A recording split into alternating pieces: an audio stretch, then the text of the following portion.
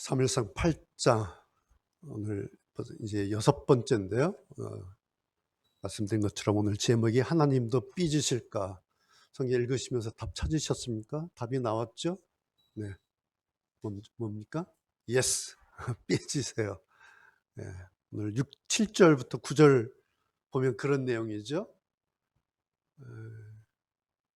백성들이 왕 세워달라고 하니까 사무엘이 가서 하나님, 백성들이 왕 세워달라고 합니다. 그러니 하나님께서, 여호와께서 그러시죠? 그래? 백성들이 나 대신 다른 왕을 세워달라고? 좋아. 그러라고 그래. 대신 그 대가가 뭔지는 알려줘라. 이렇게 말씀하시죠. 그래서 제가 그 말씀을 보면서 제목을 잡은 거야. 하나님도 삐지실까? 오늘 이 부분을 좀 보려고 합니다. 우리가 하나님 하면 그냥 사랑의 하나님 그러시잖아요. 그런데 하나님이 사랑의 하나님이시게만 하셔서 사람들이 무슨 말을 해도, 사람들이 무슨 행동을 해도 그냥 좋아 왜? 나는 사랑의 하나님이니까 그렇게만 하신다면 그런 하나님은 우리의 하나님은 아니에요. 그런 하나님은 제가 가끔씩 그런 표현 쓰죠. 맥도날드 매장 앞에 KFC 할아버지 이렇게 있잖아요. 허허 할아버지. 예. 그런 하나님은 우리 하나님 아니에요. 여러분, 하나님은 사람들이 마음대로 해도 아무 일 일어나지 않는 그런 존재가 아니죠. 특별히 지금 우리가 읽고 있는 이 사무엘 시대는 왕 대신 하나님께서 사사를 세우신 사사 시대죠. 그래서 하나님께서 이 사사들을 통해서 하나님께서 대신 통치하시는 소위 신정정치 시대다. 이렇게 우리가 이야기를 하죠. 결국 오늘 8장은 이런 내용이죠. 하나님에 대해서 반란이 이제 일어난 겁니다. 사사시대 이제 끄트머리쯤에서 사무엘 시대에 이제 반란이 일어나는 거예요. 그 내용이 뭐냐니까 단지 그냥 왕을 세워달라가 아니에요.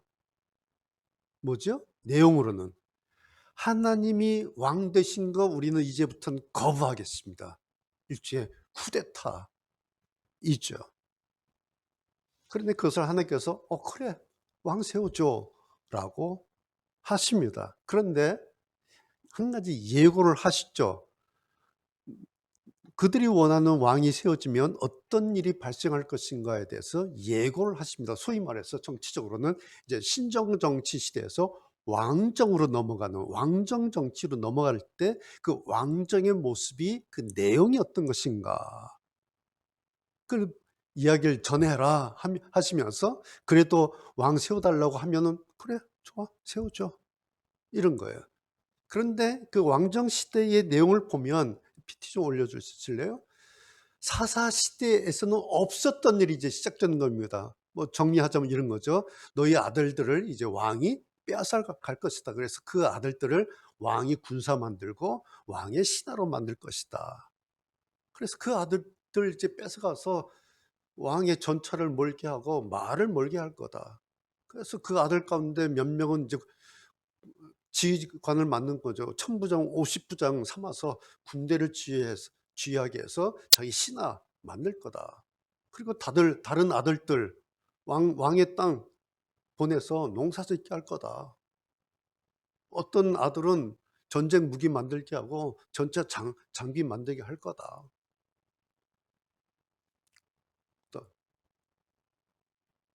그다음에 딸들도 다 빼앗아 갈 거야. 그래서 딸들한테는 이제 요리 만들게 하고 향료 만들게 하고 떡 굽게 하고 심부름 시킬 거다. 그리고 너희 밭, 포도, 올리브 나무 다 빼앗아 가지고 자기 신한테 다 나눠줄 거야. 이제 너희들 거 없어. 곡식, 포도 10분의 1 세금으로 다 가져갈 거다. 그래서 다 그렇게 나눠줄 거다. 그리고 너희들이 가지고 있는 종들, 남종이나 여종 그것도 다 빼앗아 갈 거다. 소 있지, 낙 있지 그것도 다 빼앗아 갈 거야. 그리고 양떼 10분의 1 가져갈 거다. 그러면서 너희들은 자연스럽게 그냥 왕의 종 되는 거야. 결국 너희는 그 왕 때문에 에, 나한테 부르짖게 될 거다. 그런데 그때 나는 등 돌릴 거야. 이런 게 왕정 정치 시대의 내용이다.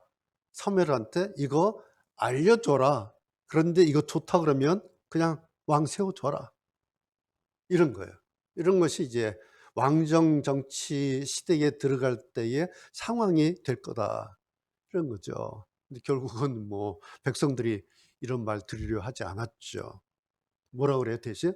아, 걱정 마세요. 우리가 알아서 할 테니까. 하나님 뭐 그런 소리 하지 마세요. 그냥 우리가 알아서 할 테니까 그냥 왕이나 하나 세워 주세요. 그러죠. 그러니까 사무엘이 얼마나 중간에서 메신저 역할을 하는데 얼마나 가슴이 아프고 딱하겠습니까? 그래서 다시 하나님께 갑니다. 하나님 다 전했는데 X라 그럽니다. 아니라 그럽니다. 그냥 어떻게 합니까? 뭐라 그러세요? 알았어. 그들 원하는 대로 그냥 왕 세워줘라. 그래서 왕을 이제 세웁니다. 자, 여기서 한 가지 우리가 알아야 될 거 있어요. 왕을 세우시는데 사울을 이제 세우시죠.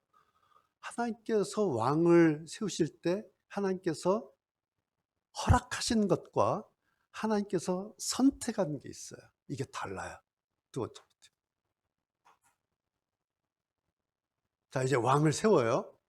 근데 이 왕을 허락하신 거냐, 이 왕을 하나님께서 선택하신 건가, 이것이 달라요. 첫 번째 내용은 이런 거예요. 왕은, 즉, 권력이죠. 이 세상의 권력은 하나님께서 세우시나, 이것이 첫 번째 원리입니다. 이것이 로마서 13장에 있는 내용이에요. 로마서 13장 사도 바울의 가르침을 보면 권세라고 하는 것은, 이 세상의 모든 권세는 하나님께로부터 나지 않음이 없다. 즉 모든 권세는 다 하나님께서 주신 거다. 하나님께서 정하신 거다라고 나와요. 그런데 이 말씀을 잘 우리가 해석해야 되는데, 두 번째가 뭐냐니까, 그렇다고 해서 모든 왕을, 모든 권세를 하나님께서 선택하셔서 동의하신 것은 아닐 수도 있다는 겁니다. 그래서 하나님께서 허락하셨다고 해서 그것이 하나님께서 동의하신 것은 아닐 수도 있다는 거예요. 그것이 이제 사울 왕과 다윗 왕이에요. 사울 왕은 허락하신 왕이에요. 다윗 왕은 선택하신 왕이에요. 이게 달라요. 사울이든 다윗이든 왕이에요. 권세예요. 그렇죠? 세상의 권세예요. 그런데 사울은 왕으로 세우셨는데 사울 세워 허락하셨어요. 다윗은 내가 선택했다. 다릅니다. 자, 어떻게 다를까요? 사울이든 다윗이든 외모로 보면 다 준수해요. 특별히 사울은 뭐라고 그래요? 외모가 준수하고 키가 막 보통 사람 어깨보다 더 커요. 얼굴 하나 더 클 정도로 아주 근육질의 전사형. 그래서 모든 사람들이 볼 때, 아, 사울은 왕감이야. 저 정도는 우리의 왕이 되게 틀림없어. 그래서 아주 멋진 사나이입니다. 청년입니다. 다윗도 마찬가지예요. 빛이 붉고 눈이 빼어나고 얼굴이 아름답다고 그랬어요. 다윗은. 그러니까 비교하자면 그 사울은 근육질 청년이었다면 다윗은 요즘 말로 하면 아이돌, 그 중성적인 아이돌 외모를 가진. 그러니까 사울이든 다윗이든 겉으로 보면 그냥 대단해. 그냥 빛이 나는 거예요. 왕감으로 부족하지 않아요. 탁월합니다. 차이점이 있어요. 근데 여기에 사울은 사람들이 그런 사람들을 좋아하는 거예요. 그런 뛰어난 사람, 그렇게 보이는 사람을 사람들을 좋아한다는 것을 하나님께서 아시면서, 그래, 그럼 사람들이 이런 사람 좋아하는데 사울 그런 사람이야, 왕으로 세워라 라고 하나님께서 허락을 하십니다. 다윗은 뭐라 그래요? 다윗은 이 사람은 내 마음에 합한 사람이다. 선택하세요. 이거 잘 구분하셔야 돼요. 이게 구분이 안 되면 오늘날 혼란이 너무 많이 일어나는 게 바로 이 구분 때문에 그래요. 이 로마서 13장을 어떻게 해소할 것인가에 대해서 교회 안에서도 기독교 안에서도 갑론을박이 많은 해석이 난해 구절이 로마서 13장 그 부분이에요. 허락이냐 선택이냐 이 부분이에요. 자, 다시 정리해 드립니다. 세상의 모든 것에 당시로는 왕이죠. 지금으로 말하면 대통령이에요. 왕이든 대통령이든 세상의 모든 권세가 대통령이 됐어요. 왕이 됐어요. 그렇다고 해서 하나님께서 선택하셔서 세워진 것이 결코 아닐 수도 있다는 거예요. 자, 사람들이 자기들이 하겠다는 것에 대해서 때로 하나님께서 침묵하세요. 그리고 하나님께서 가타부타 결정하지 않으세요. 이것이 현실이에요. 오늘 우리가 이런 것을 우리나라뿐만 아니라 세계적으로 지금 보고 있는 현상이에요. 제가 이런 내용을 강단에서 전혀 얘기하지 않는 목사인데 오늘은 어떤 것을 얘기하는 게 아니라 오늘 요 부분을 좀 설명을 하려고 하는 겁니다. 어떤 목사가 어떤 사람을 위해서 기도해요. 그리고 이 사람이 하나님이 선택하신 지도자입니다라고 선포하면 그게 하나님의 선택인가요? 그건 하나님의 선택인가 사람의 선택인가? 여러분 어떻게 생각하세요? 어떤 목사님이 강대상에서 막 그를 위해서 기도했어요. 그리고 강대상에서 내가 기도했는데 이 사람이 하나님께서 선택한 사람입니다라고 선포를 해요. 그러면 그 사람은 하나님께서 선택하신 겁니까? 사람이 선택한 겁니까? 이게 일종의 종교 쇼예요. 종교 기만이고 종교 장사예요. 이런 게. 왠지 아세요? 지금 우리가 시대로 정치적으로 그러잖아요. 정교 일치 시대가 아니에요. 지금 정교 분리 시대예요. 지금. 그렇죠? 그래서 이 부분이 상식적으로 이 부분이 정리가 되지 않아서 그 목회자들이 정치적인 어떤 선언을 해요. 그래서 오늘 우리 사회가 우리뿐만 아니라 미국 들어가 다 그러죠. 얼마나 혼란스러운가 그렇습니다. 여러분 이 말씀이 목회자가 저도 목사예요. 목회자가 정치적인 성향을 가지면 안 된다. 목사는 정치적인 성향을 가지면 안 된다. 가지지 말라 그런 말씀이 아니죠. 목사가 개인적으로 왜 정치적 성향이 없겠어요? 자연스럽게 가지고 있죠. 개인적으로 정치적인 성향이 없는 목회자는 없습니다. 다 있어요. 다만 공식적인 자리에서 특별히 이렇게 공개석상에서 특별히 교회 강단에서 목회자 자기 개인의 어떤 정치적 성향을 마치 하나님의 그것처럼 말해서는 안 된다라는 말이에요. 목사가 앞에서 나는 보수다. 하나님은 보수의 하나님입니다. 라고 하면 교회 안에 50%는 진보 성향이에요. 어떻게 해요? 만약에 목사가 앞에서 나는 진보입니다. 하나님은 진보의 하나님입니다. 라고 하면은 교회 안에 보수적인 성향을 가진 사람 어디 가는 거예요? 어디 가야 돼요? 여러분, 교회 안에서 편을 가르는 거, 이거 성경적인 건가요? 모든 권세는 하나님께서 세우신다고 해서 모든 권세가 하나님의 선택을 받은 것은 아니라는 사실을 우리가 혼동해서는 안 된다는 거예요. 그것보다 더 중요한 건 뭐냐니까. 그 과정에서 하나님께서 그를 어떻게 다루시는가. 그리고 그 하나님에 대해서 그가 어떻게 반응하는가. 그리고 국민에 대해서 어떻게 자기의 책임을 다하는가. 그걸 봐야 한다는 거예요. 우리가 알 수 있는 건 뭐죠? 열매로 나무를 알 수 있다라고 하는 것이 성경의 원리예요. 여러분 잘 보세요. 사울 기억하시죠? 사울도요. 나중에는 막 그 나옵니다마는 중간에 여호와의 신을 받았어요. 사울도 성령의 감동을 받고요. 성령이 임했어요. 여호와의 신이 사울에게 임했다. 9장의 11장에. 그래서 사울도요. 여호와의 신이 임해서 막 예언도 해요. 하나님의 말씀을 전해요. 여호와의 신이 임해서요. 막 능력도 행해요. 그러니까 사람들이 막 와, 하나님의 사람, 여호와의 사람, 야, 우리 왕 최고. 막 그래요. 9장에서 11장에서. 사울에게 여호와의 신이 성령이 임했어요. 그랬다고 해서 그것이 하나님께서 사울의 왕된 모든 것을 인정하셨다고 하는 의미는 아니다라는 사실이에요.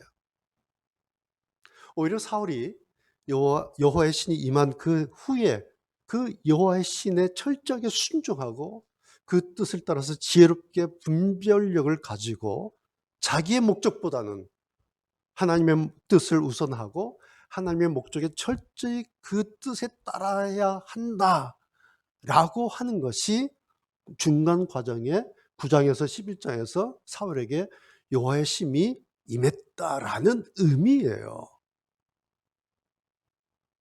근데 만약에 그렇지 않으면 우리가 결과를 알죠? 그렇지 않으면 여호와께서 그에게서 떠나세요. 그러니까 여호와의 신이 임했다고 하는 것은 축복의 기회예요. 동시에 엄숙한 테스트예요. 우리의 여호와의 신이 임했는데 그건 성령이 임하면 그건 복이에요. 그러나 이것은 엄중한 테스트예요. 너 어떻게 할 건데? 그래서 이 테스트에 잘못하면은 단호하게 촛대를 하나님께서 그냥 옮겨버리세요. 그것이 뭐예요? 다윗을 세우신 거예요.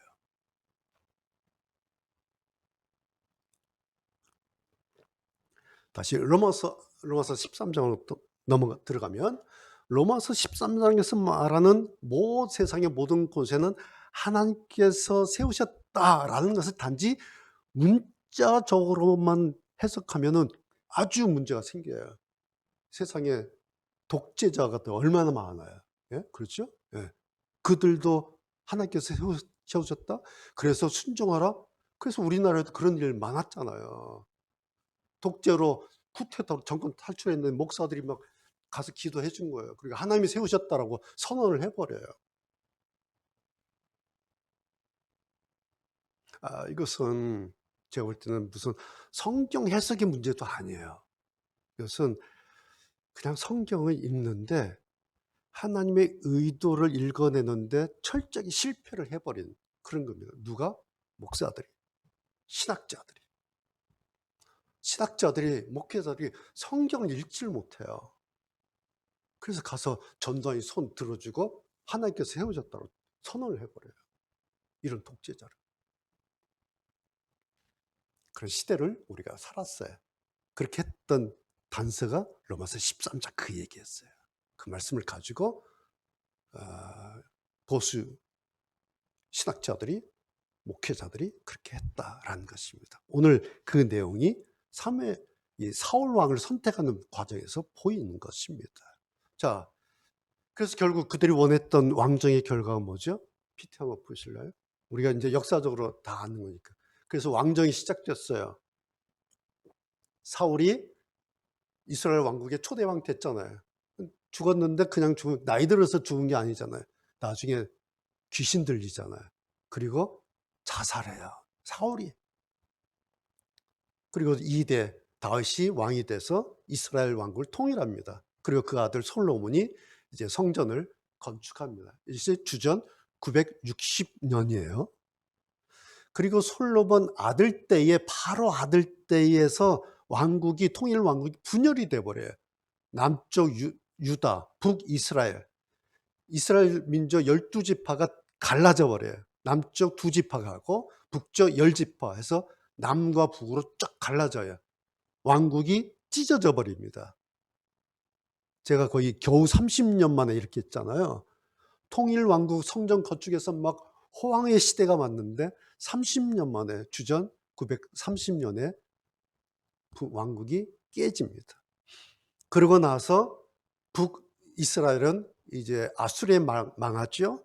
남유다는 바벨론에 망합니다. 결국 이스라엘 민족 왕국이 망해요. 그러고 나서 다음에 오는 것이 바벨론 포로 시대예요. 자, 이제 왕정만 따지면 이겁니다.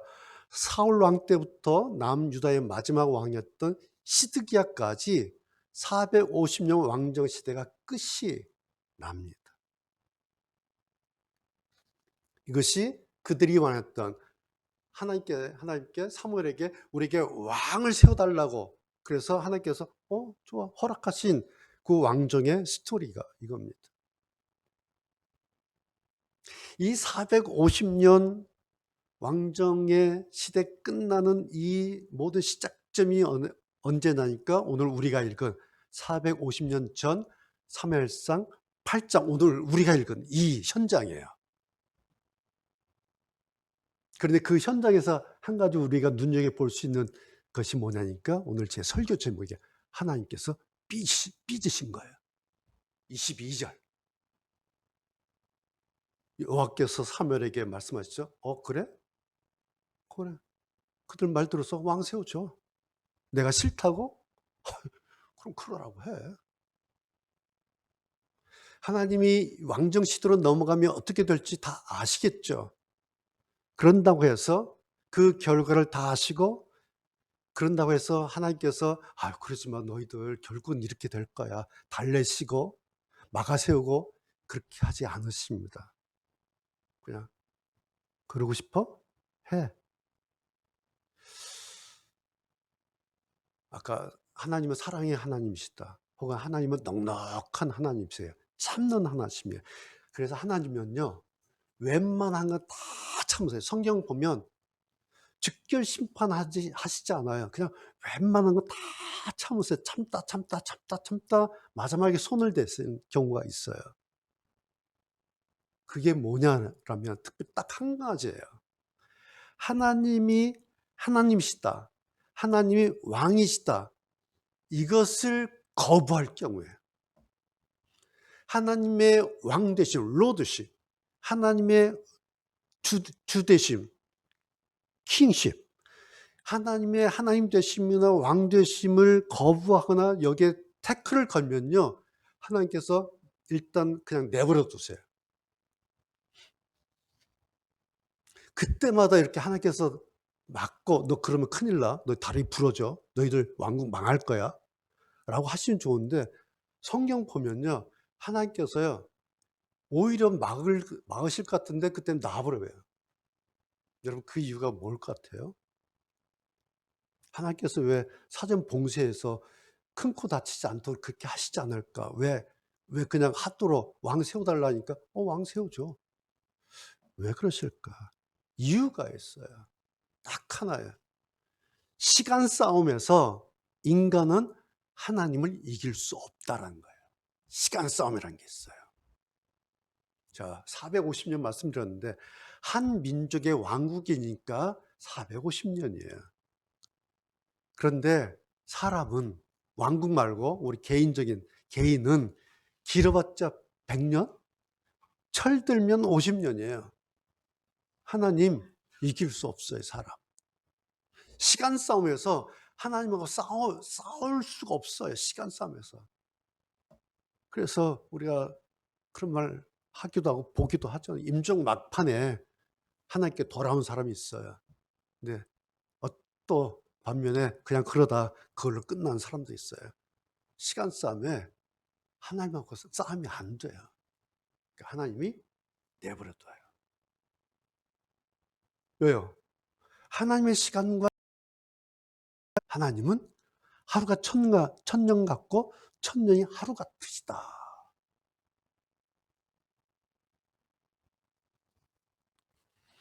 지금 이스라엘 백성들이 사무엘한테 막 달라들었잖아요. 하나님을 이겨먹는다고요? 천만에. 사람이 하나님을 비껴버리면 하나님도 그 사람 그냥 비껴버리세요. 세월에, 시간 싸움에 하나님 이길 사람이 없어요. 오늘 8장을 보면 우리가 볼 수가 있습니다. 그리고 이들의 이 역사를 보면 분명하게 확인할 수가 있습니다. 오늘 설교 제목이 하나님도 삐지실까? 하나님도 삐지신다. 이 용어가 좀 저도 설교 제목 잡으면서 좀 심한가? 좀 여러 가지 생각을 좀 했어요. 그런데 보세요. 예수님도요. 성전 들어가셔서 어떻게 하셨어요? 상을 뒤엎으셨어요. 화를 막 벌컥 내셨어요. 집어 던지셨어요. 신명기에는요. 하나님을 뭐라고 기록해 놨냐니까 하나님은 질투하는 하나님이다 그랬어요. 기억나시죠? 그래서 제가 오늘 예수님도 성전 가서 막 뒤집으시고 하나님은 질투하는 하나님이시다. 두 가지를 이렇게 종합해서 그냥 그래. 하나님도 삐진다. 그런 의미로 오늘 제목을 잡은 겁니다. 여러분, 하나님은요, 인내의 하나님이세요. 다 참으세요. 오래 참으세요. 그리고 그냥 참고 그냥 넘어가 주세요. 그래서 그런 하나님은 우리는, 좋은 하나님, 사랑의 하나님이시다. 그런데 오늘 본 것처럼 그냥 가만두시지 않는 일이 딱 한 가지예요. 당신을 하나님으로 여기지 않는 거, 이건 그냥 넘어가지 않습니다. 다른 거는 뭐 이런 거 저런 건 다 그냥 허허 하고 그냥 다 넘어가세요. 그냥 눈 감아 주시고요. 그냥 모른 척 하시고요. 그냥 그러세요. 하나님께서 째째하게 뭐 시시콜콜하게 사람 앞에 앉혀놓고 너 왜 이래 콩이냐 팥이냐, 하나님 그렇게 따지시지 않아요. 어린 손주가 뭐 할아버지 상투 잡는다고 할아버지가 뭐 따지십니까? 그냥 허허 그놈 참 귀엽다 그러시죠. 왕 세워달라고? 좋아. 그까짓 거 얼마든지 세울 수 있고 얼마든지 세워주실 수 있습니다. 그런데 그게 중요한 게 아니라 이 사람들의 속셈을 보는 거예요. 속셈. 뭡니까? 보이지 않는 하나님 대신에 자기들 눈에 보이는 하나님 같은 왕을 세워달라는 겁니다. 하나님 같은 왕. 눈에 보이는. 보이지 않는 하나님이 미덥지가 않은 거예요. 보이지 않는 하나님은 답답한 거예요. 보이지 않는 하나님하고 면회를 하려면 너무 힘든 거예요. 불러도 나타나질 않으세요. 그래서 힘들다. 하나님 안 보여. 그러니까 우리 눈에 보이는 하나님 같은 왕 세우자. 여러분 생각해 보세요. 눈에 보이는 하나님 같은 왕, 이건 쉬운 겁니다. 사람들한테요, 눈에 보이는 하나님 같은 왕은 정말 쉬워요. 그러나 눈에 보이지 않는 하나님, 이건 쉽지 않은 정도가 아니라 아예 어려운 거예요. 거의 불가능에 가까울 정도 어려운 거예요. 눈에 보이지 않는 하나님이라는 내용은. 그래서 이게 매주 우리가 이렇게 1시간 예배 드리는데 1시간 예배 1시간이 거의 불가능에 가까울 정도로 어려운 이유가 바로 이거예요. 오늘도 예배 드리려고 하는데 막 비행기 에어쇼 하느라고 소리가 나죠. 컴퓨터는 뭐 갑자기 저러죠. 예배가 쉬운 게 아니에요.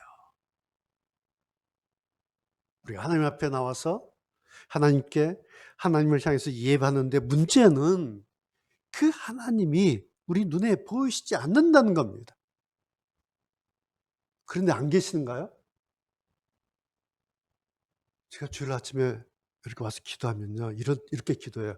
하나님 안녕하시죠? 안녕하셨죠? 하나님 안녕하셨을 것 같아요. 근데 저도 안녕했는데 가끔 안녕했어요.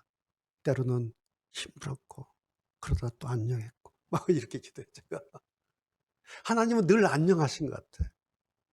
그 안녕하신 하나님이 우리 가운데 오셨는데 안 보여요. 그렇다고 안 계신 것도 아니에요. 그래서 계시기 때문에 눈에 안 보이는데 하나님 안녕하세요? 안녕하셨죠? 이렇게 물을 수 있는 거예요. 존재하시는데 단지 보이지 않을 뿐이다. 이것이 우리 사람들에게 가장 어려운 일이에요. 그래서 예배 1시간이 어려운 겁니다. 여러분, 예배가 왜 어려운 줄 아세요? 그래서 어려운 거예요. 눈에 보이지 않는 하나님 앞에 앉아서 예배드리기 때문에 어려운 겁니다, 이게. 그래서요, 오늘 이 예배가 마지막이라는 각오로 집중하지 않으면 눈에 보이지 않는 하나님을 하나님이라고 부르면서 예배하는 것은 거의 불가능에 가까울 수가 있습니다. 그래서 방법이 없어요, 저는. 막 애를 쓰는 거예요. 그 애를 쓰다 보면 그 예배를 찾아오시고 그 예배한 사람을, 그런데 하나님이 지가 나를 찾는구나 라고 이렇게 들여다보세요. 저는 주일 아침에 이렇게 교회에 오면은 그런 느낌이에요. 나보다 하나님 먼저 와 계시네. 나를 만나시려고 먼저 다가가서 너 왔냐. 주인 같으세요, 하나님이. 너 왔냐? 너 오늘 예배하러 왔구나. 그래, 너 예배하는 거 내가 볼게.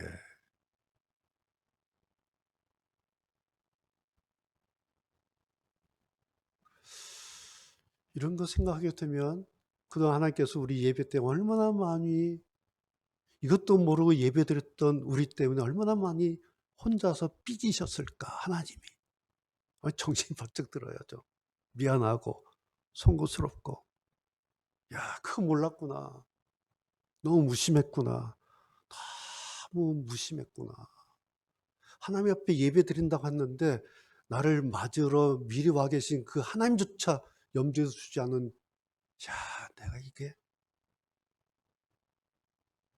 여러분, 우리 교회는 뭐 화려하지 않지만 교회마다 얼마나 강단이 화려합니까? 잘 꾸며졌지 않습니까?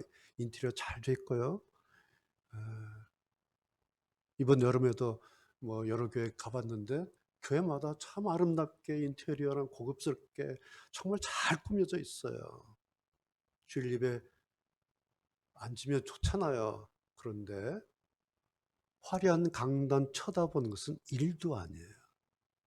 왠지 아세요? 그건 그냥 앉으면 보이니까. 막 쳐다봐야지. 누가 이럽니까? 그냥 앉으면, 우리 교 좋다. 화려하다. 탁월하게 설교 잘 하시고 멋지게 꾸민 설교자 쳐다보는 것은 그건 일도 아니에요. 화려한 성가대의 아름다운 찬양, 막 멋진 찬양 막 하는 그 찬송 감상하는 거 듣는 것은 그건 일도 아니에요. 옆 사람하고 반갑습니다. 잘 지냈습니까? 하나님이 사랑합니다. 이렇게 웃으면서 인사하는 거, 이런 거는 뭐 일도 아니에요. 이런 거. 그런데 하나님을 붙들어 맨 것은 거의 불가능에 가까운 일입니다. 그래서 이거 모르고 예배 끊어가 다들 하하호호 할 때 하나님 또 저 구석에서 얼마나 혼자서 그렇게 삐지셨을까. 저것들 나 왔는 줄도 모르고 가네. 지들끼리 인사하고 가네. 나한테는 인사 안 하네. 어? 내가 왔는데 나한테 인사 안 하고 가면서 또 나한테 인사 안 하네. 하나님께서 저 구석에서 얼마나 그동안 삐지셨을까. 오늘 이 사무엘 8장을 보면서 오늘 우리의 현장을 이렇게 저는 보게 돼요. 여러분, 성경이에요. 어디 먼데 있는 이 역사 이야기가 아니에요. 성경이 나쁜 사울왕 이야기가 아니에요.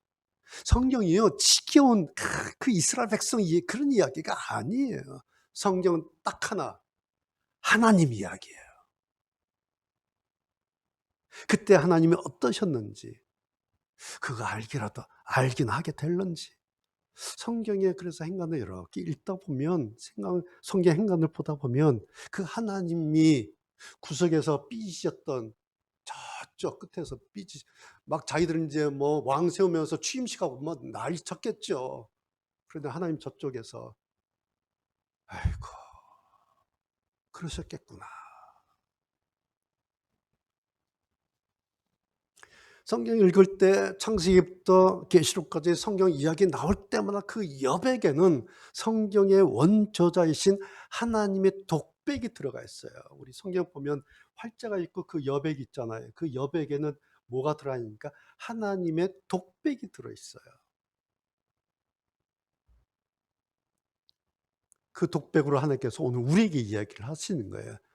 이 사람들이 이럴 때, 야, 난 이랬어. 내 백성들이 막 이렇게 할 때 그걸 내가 봤는데 그걸 보면서 나는 이랬어. 얘들이 나를 그렇게 대하더라. 성경에 하나님의 독백이 이렇게 있는 거예요. 여러분, 성경은 역사책가 아니에요. 성경은 단지 하나님 이야기예요. 그래서 우리는 성경 읽을 때마다 하나님의 마음이 어떠셨을지, 하나님이 생각이 어떠셨을지, 그래서 그렇다면 나는 어떻게 살아야지? 나는 어떤 하나님의 사람 되어야 할까? 여러분, 이거 말고 성경 읽는 이유가 뭐가 있겠습니까? 이것 말고 성경 공부해서 뭐 하겠습니까? 성경 제자반 해서 뭐 하겠습니까? 신학 열심히 공부해서 설교하면 뭐 하겠습니까? 성경 밑에 보면 주석 다 달려 있잖아요. 여러분 성경이나 제 성경 다 달려 있어요. 그 보면 다 알아요. 그렇죠? 굳이 제가 성경 안 얘기해도 성경 주석 성경이에요. 다 요즘에. 챗 GPT한테 그냥 물어보면 거기서 뭐 시간 걸립니까? 그냥 탁탁 나와요. 요즘 저도 어떨 땐 사전도 안 쳐다봐요. 챗 GPT한테 물어보면 금방 막 나와요. 이거 걔가 말해준 거야. 아까 그 450. 야, 그 이스라엘 통일하고 정리 좀 해줘. 네, 주인님. 툭툭툭툭. 그 제가 정리해서 나오고 이거 하려면 사전 뒤져야 되는데 사전 뒤질 필요가 없어요. 얘가 알려줘요, 그냥. 그럼 제가 보면 맞네. 제가 왜 아니까. 이제는 책 들춰볼 필요도 없어요.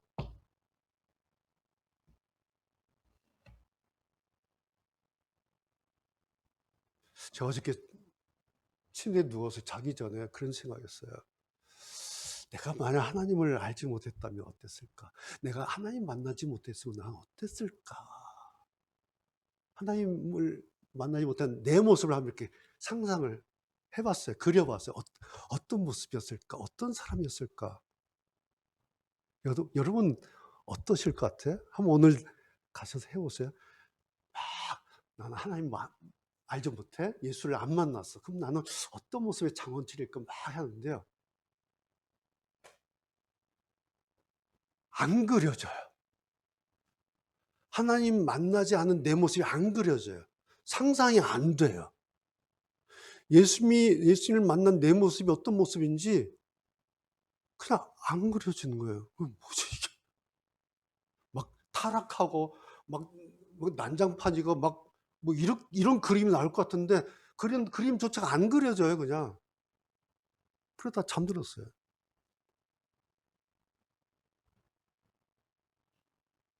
여러분, 제가 말씀드렸죠? 이제 성경의 시대가 바뀌고 있어요. 이미 바뀌었어요. 이제는 언약궤 시대도 아니고 에베네셀 기념석 시대도 아니고 뭐죠? 하나님의 손 시대. 이 하나님의 손이 어떻게 우리에게 다가오시는지, 하나님의 손이 여전히 그때로부터 지금까지 계속 하나님의 손은 계속 남았는데 이 하나님의 손 시대, 이 하나님의 손이 나에게는 어떻게 올까? 그래서 성경 보는 겁니다. 우리가 사람 만나면 손 딱 잡잖아요. 그렇다고 해서 아무나 손 잡나요? 아니에요. 어떤 사람 잡아요? 좋을 때 잡아요. 반가울 때 잡아요. 그렇죠? 막 사랑하는 사람 막 손 잡아요. 막 기쁠 때, 막 만나고 싶을 때, 보고 싶을 때 막 친구들 만나잖아요. 그 악수하잖아요. 하나님의 손 원리가 딱 이 원리예요. 어려울 것도 없어요. 아무 때나 아무 사람이나 아무 사연 없이 그냥 덥석덥석 잡으시는 하나님의 손은 없어요. 하나님이요, 골라서 손잡으세요. 언제? 하나님하고 내가 좋을 때 탁 잡으세요. 하나님 만나는 거 반가울 때 탁 잡아요. 하나님 사랑할 때 하나님도 나도 너 사랑해. 하나님 보고 싶을 때 나도 너 보고 싶었어. 잡으세요. 그러면 하나님도 나도 그래. 나도 너 좋다고. 그러실 때 손잡아 주세요. 나도 너 반가워. 그러실 때. 나도 너 사랑해. 나도 너 보고 싶었어. 그럴 때 하나님의 손으로 우리에게 와서 잡아주세요. 이 시간이에요. 오늘 이 시간, 이 자리.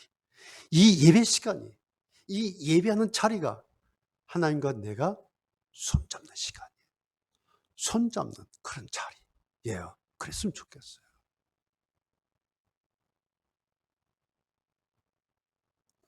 그 그림을 여러분 머릿속에 한번 그려보실 수 있어요? 하나님의 손으로 내 손을 이렇게 딱 감싸주시는 그 그림.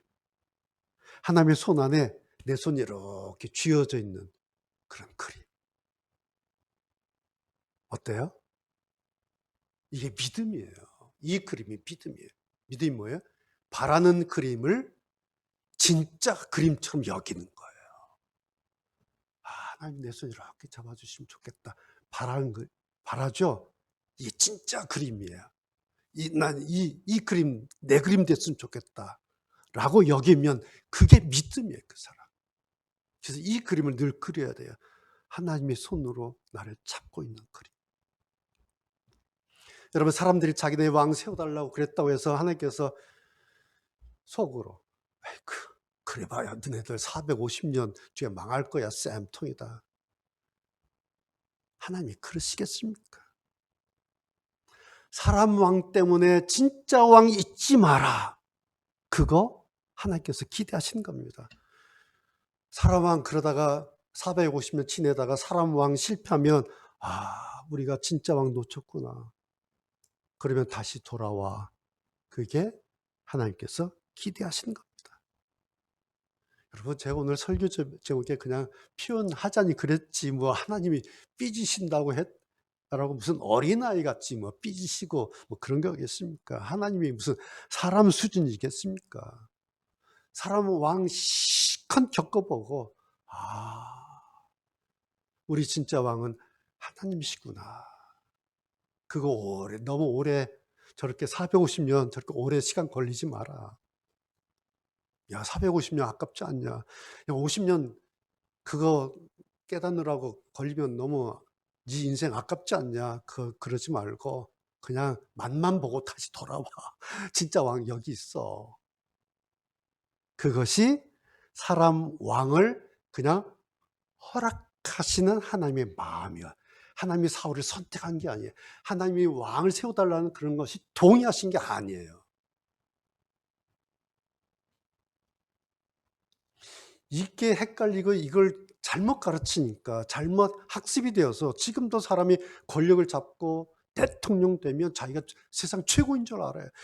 옆에서 막 하나님이 세우셨다고 뭐 난리 부르스를 치니까 자기가 막 하나님이 내리신 사람인 줄 알아요.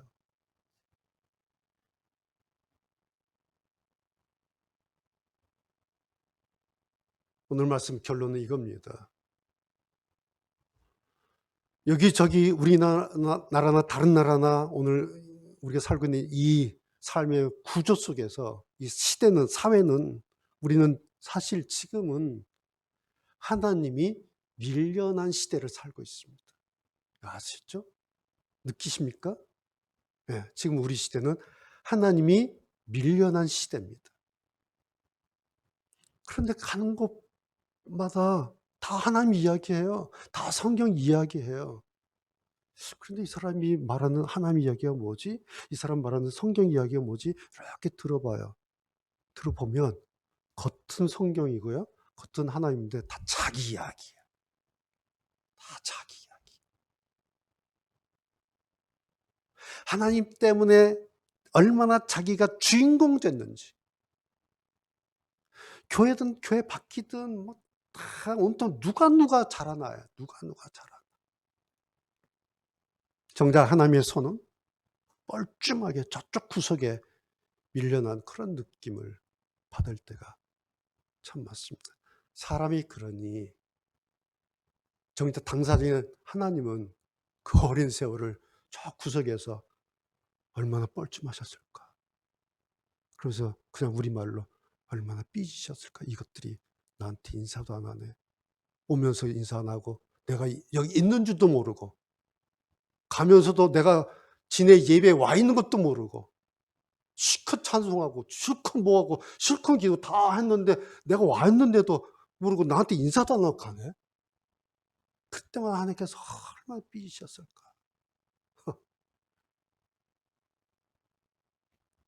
여러분 이제 잠깐 멈춰 봐야 합니다. 내 신앙의 중심에 내가 있는지 하나님이 계신지, 내 삶의 중심에 하나님을 모시고 있는지 필요할 때마다 저기 변두리에 가서 모셔오곤 하는지, 예? 필요할 때마다 하나님 저 구석에 변두리에 보냈다가 필요할 때마다 하나님 왕 세워주세요. 하나님 뭐 해주세요. 꺼내가지고. 그러고 있지는 않는지 잠깐 멈춰 볼 필요가 있습니다. 3000년 전의 사무엘상 8장의 하나님은 바로 오늘 우리 이 자리에 계신 그 하나님이십니다. 기도하겠습니다.